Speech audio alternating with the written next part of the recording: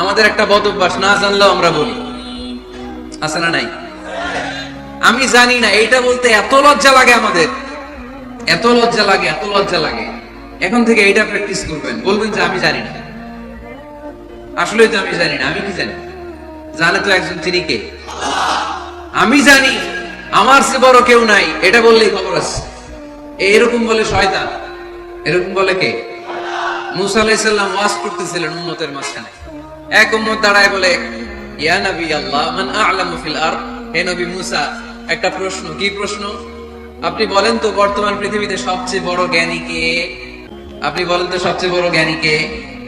মুসা আলাইহিস সালাম বলে, আমি। মুসা আলাইহিস সালাম কি বললেন?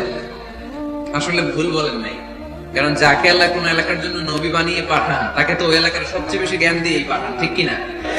কিন্তু আল্লাহ চেয়েছেন মুসা আলাইহিস সালাম এইভাবে না বলে যদি এরকম বলতো, আল্লাহু আ'লাম, আল্লাহ বেশি জ্ঞানী, তাহলে আল্লাহ বেশি খুশি হতেন।